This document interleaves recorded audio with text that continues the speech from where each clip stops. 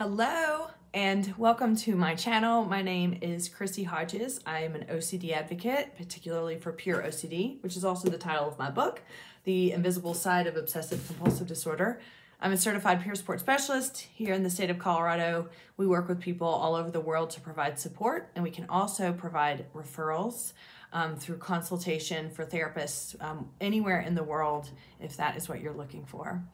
If you are looking for telehealth treatment for OCD, NoCD, which is also an app, also provides telehealth all around the world. Check them out at treatmyocd.com. So today I wanted to talk about a subject that, if you aren't familiar with OCD and sometimes sexual, violent, intrusive thoughts, this may seem a bit confusing to you, but I would definitely recommend listening to all of this or go back and check out some of my other videos that talk a little bit about how OCD can manifest physically for us. So this is such an important topic, and in looking back, I'm surprised I haven't done a video on this before, but I wanted to talk today about what it feels like when you're having sexual, violent, intrusive thoughts and you get stuck in the headspace of, did I just test myself or did I act out on my intrusive thoughts? So let's dial it back a little bit and let me talk about what this means. So when you have intrusive thoughts, I'm only going to kind of refer to sexual and violent intrusive thoughts here, but I just want you to know that it can span across any sort of theme. This is just probably the easiest one to talk about because I hear this the most often from people and have experienced it myself. So when you have sexual and violent intrusive thoughts, we tend to have a physical manifestation that happens in our bodies that make us question whether or not it really is OCD.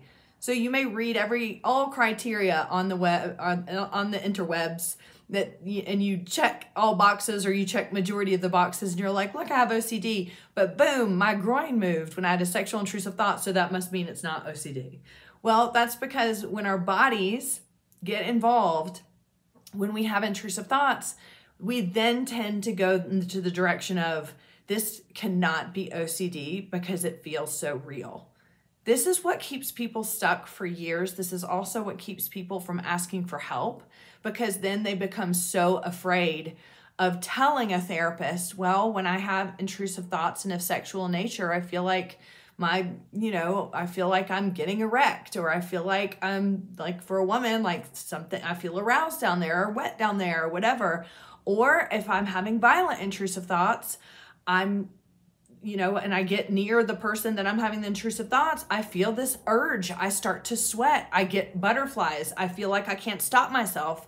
They're too afraid. We are too afraid to tell a therapist that that's happening, and they're going to go, oh, well, that means it's not OCD. Well, here's your dose of reassurance for today. OCD manifests this way in the body. It keeps you stuck. You are always going to believe that your groinals are different. Your urges are different. Everything about your experience is different and more intense. And I can assure you that when you have a groinal response, which is erogenous zones in your body move based on, sexual intrusive thoughts and sometimes violent, it feels like arousal way more than normal arousal would feel for a lot of people. So anyway, that's a little background on why I'm talking about this. So that's what can happen. So here's the thing. In this video may not hit all of the things that you experience. So you just need to know that. Like, this is just a general overview, and you might be looking at this video going, I hope she says what my exact experience is, because if she doesn't, that means I don't have OCD. Remember, please don't use my videos for reassurance. I know a lot of people do, and I use stuff for reassurance too, but I'm just generalizing this to help normalize when people go through this. When you are suffering with OCD, and when you are very much into your intrusive thoughts, especially when they are of a sexual or violent nature, we get into this tendency when you're just suffering. And I want to emphasize the word suffering, because when you are in it, that is what is going on, and it becomes survival.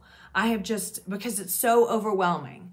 I have just got to figure out a way to stop this suffering. I can't do this anymore. And then you get into this war in your head about, are the thoughts real? What if they are real and I'm in denial?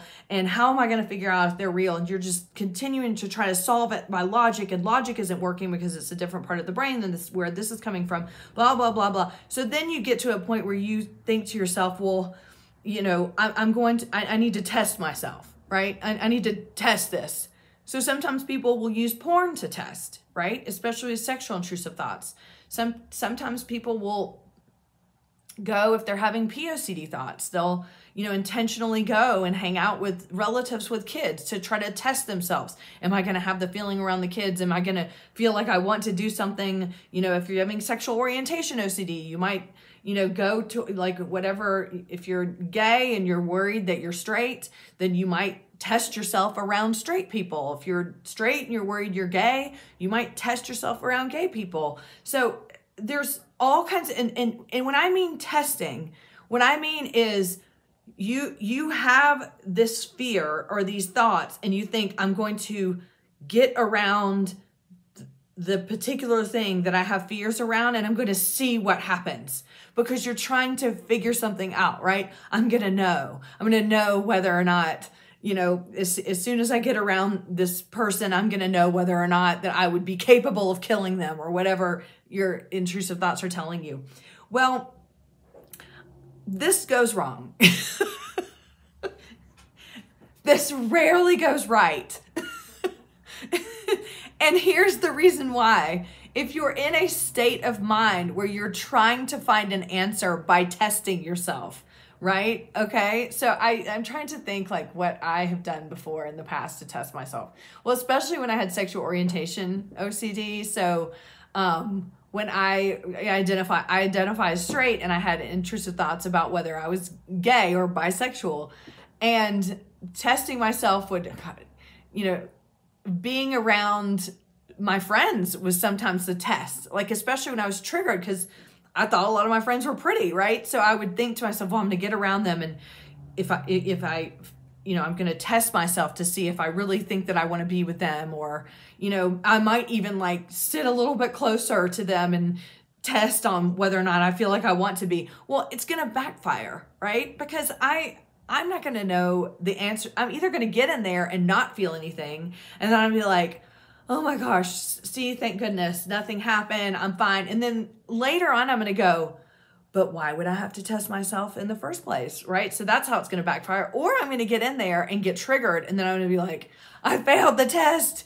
That means the intrusive thoughts are real. Like, there is no middle ground when you're in that headspace of, by testing something, I'm going to find out some sort of answer, because the answer is always going to be even more muddled afterwards. So this is where, and this is also what opens the door to when you all of a sudden see testing as acting out, right? When we think about acting out, that's such a bad terminology, right? Acting out means I did something awful intentionally, right? And that had bad consequences, or that could have bad consequences. So I get emails from people that will be like, I have POCD and I acted on it, which is fairly alarming. Like, what? And then come to find out, well, I acted out because I picked up my niece and I feel like I held her too tight. See, that's where it gets very muddied, right? That's not acting out, okay? That you may think it is because you were in that test mode and you thought to yourself, oh my God, I intentionally hugged my niece too hard, so that I must have acted on the intrusive thoughts. This is where it can get super confusing, and you can really get stuck in this battle between intention and survival and testing and just misery, right? You may think acting out, would be if you have sexual orientation OCD and you're around, let's say you identify as gay and you're around your straight friends and you're trying to test to see if you're attracted to them or whatnot. And, you put your arm around one of them, right? You may think to yourself, oh my God, I acted out. I acted on the thoughts. Well, is putting your arm around someone acting out? I mean, especially a friend, to the general public, no, that's not. In the OCD mind, of course it's going to. And that creates such a degree of shame and guilt. What kind of person would put their arm around their friend when they were having intrusive thoughts to try to test? That meant I acted on, what if they knew that I was doing that? Blah, blah, blah. Well, I mean, what kind of person? Anybody. Like, I put my arm around people all the time when I'm in an OCD cycle and trying to test my head on something and I put my arm around them, my brain would be on fire. That must mean something about you.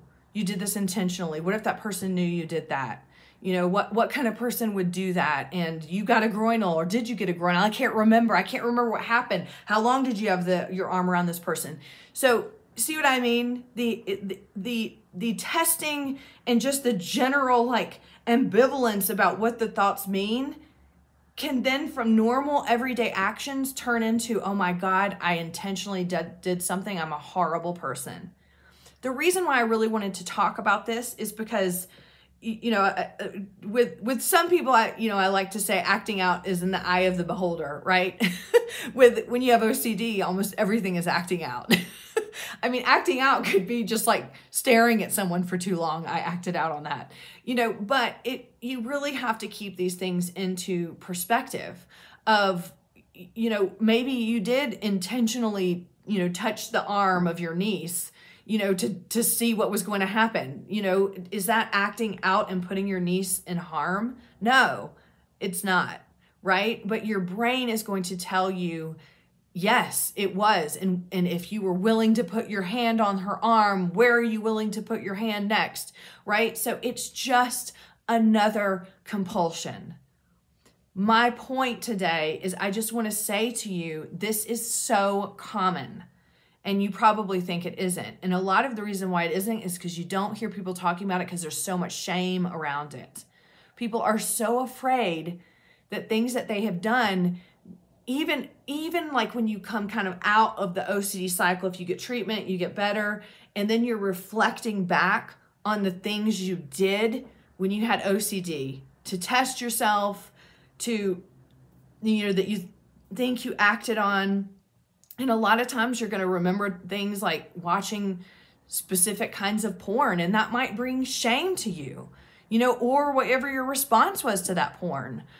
You know, one of the things that brings a lot of shame for me is that you know, when I was heavily into like sexual orientation OCD, a compulsion of mine would be to, you know, to date people that would give me the butterfly feeling and the excitement.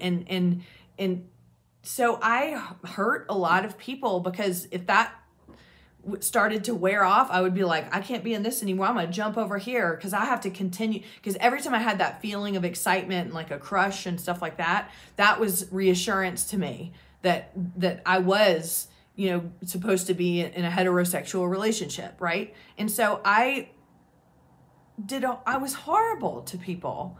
You know, I used people. I was mean. I ghosted people. I was awful in the name of survival.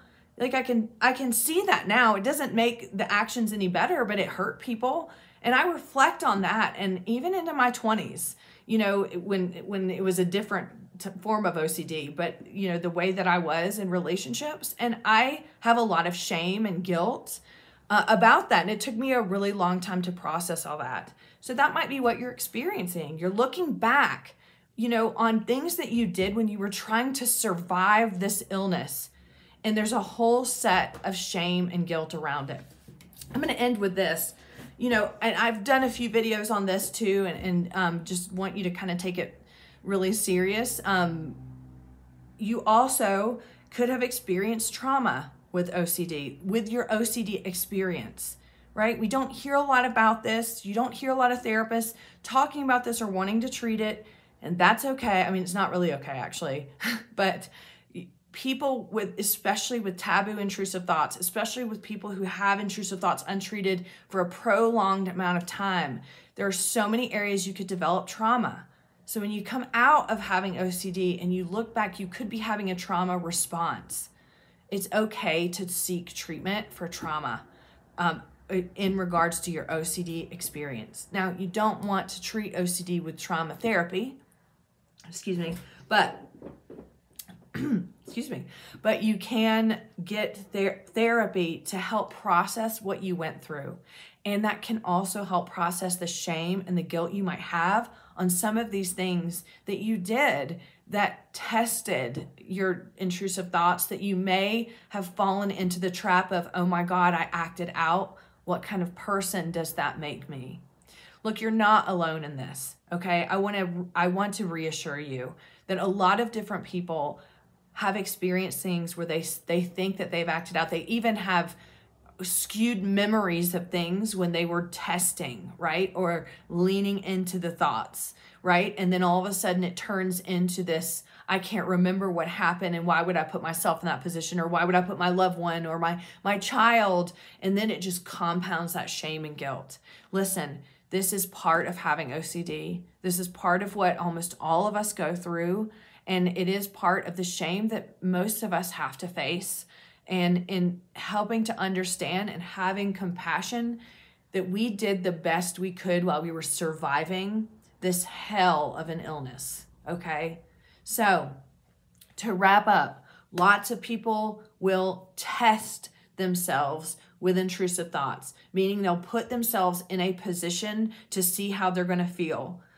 When they're doing that, sometimes people describe it as going too far, which is typically not going too far, but in your brain, you then question why you would do something like that. Then you might label that as acting out, and then you might think to yourself, there's no coming back from this. There is, okay? Because this is really common for people with OCD.